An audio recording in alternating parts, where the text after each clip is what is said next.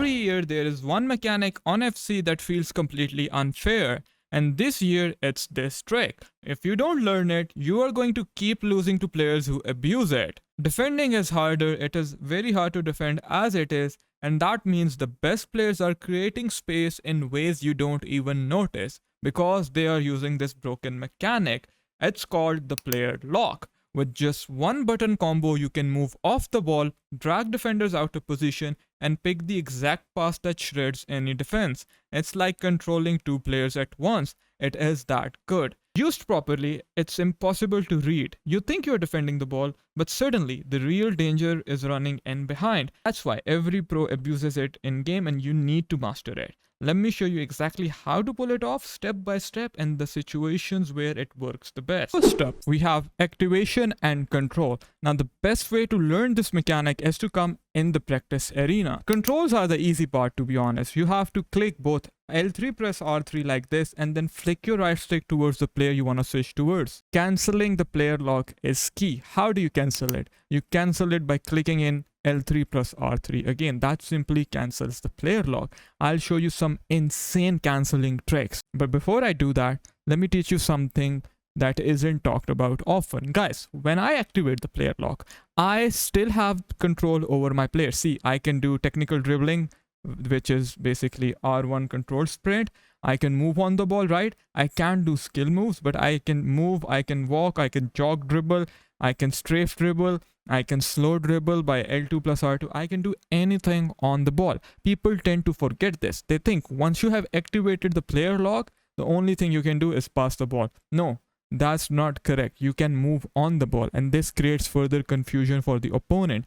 Let's say you're being pressed. When you activate the player lock by clicking in L3 plus R3, the opponent simply tries to mark the passing lanes.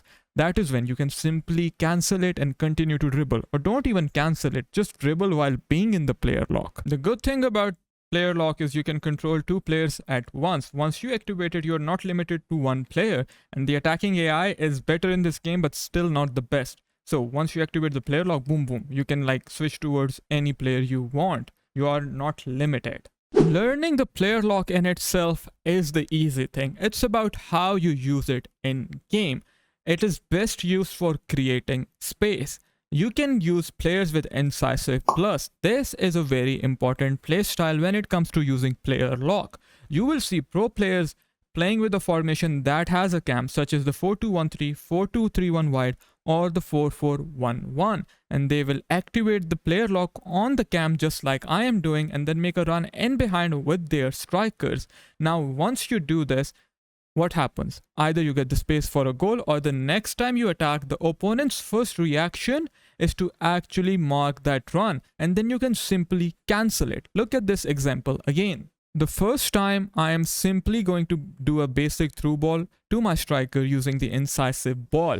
Now the next time I am in this situation, look what my opponent does. He thinks I'm going to make a through ball. I simply flick towards Haaland and make him come back. That makes the opponent think that I'm going to pass the ball, which I do. The next time on Florian Wirtz, I do the same thing. I switch towards Wirtz. I make him think that I'm going to pass towards Florian Wirtz, but what I do is cancel the player lock. Because I cancel the player lock, I have now space in front of me to be able to go in that space and exploit it. I end up scoring an easy goal simply because I was toying with the mind of the opponent.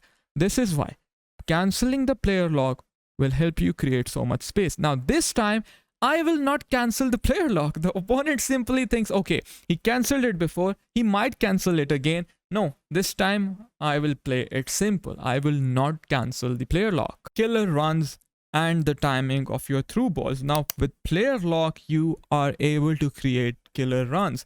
That is the whole purpose of doing the player lock, because you are now able to get in behind the opponent's defense very easily. But you need to spot the space and then make the perfect run in behind. As you can see in these clips, we are focusing on empty space. So with the player lock, all you have to do is activate it and then run in the empty space. But sometimes you have to cancel it as well. Say in this situation, I player lock towards Barcola, cancel it, that gives me enough space elsewhere. This is the whole point. Now that I have space, I will simply play a simple through ball with Vinicius Jr. On the wings, the player lock is very good for cutting the ball back or recycling because it's a 2 versus 1. Whenever you are in a 2 versus 1 situation against the opponent, you can use the player lock to confuse him. Now that I activate the player lock, he has a decision to make. Either he marks Vinicius Jr.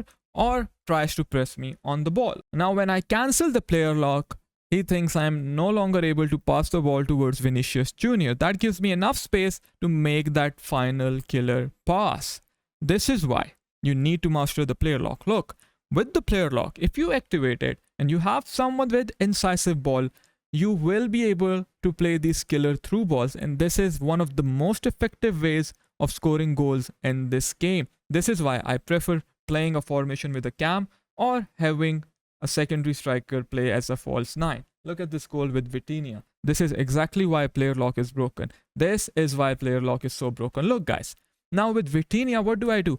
I switch towards Florian Wirtz. What message does that give to the opponent? This guy is probably gonna pass the ball towards Florian Wirtz. Now, he has a decision to make. He must mark that pass, otherwise I'll have open space. What do? I instead dribble in that space, end up taking the shot. With the through passes, you need to pay attention to the timing. Whenever your player is on the shoulder of the last defender, that is when you want to play the through ball.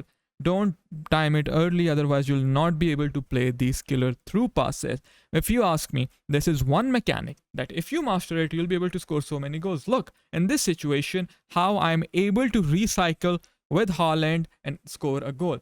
In this position right now, there is no way that we score the goal, but with Camavinga, we player lock towards Haaland, we find him, we end up scoring a goal that wasn't even possible. Now, if you follow these 3 principles, practice in the practice arena, you will master the player lock and score lots of goals. But you also need to learn how to defend against it because your opponents will be using it as well. This is why you need to check this video out here.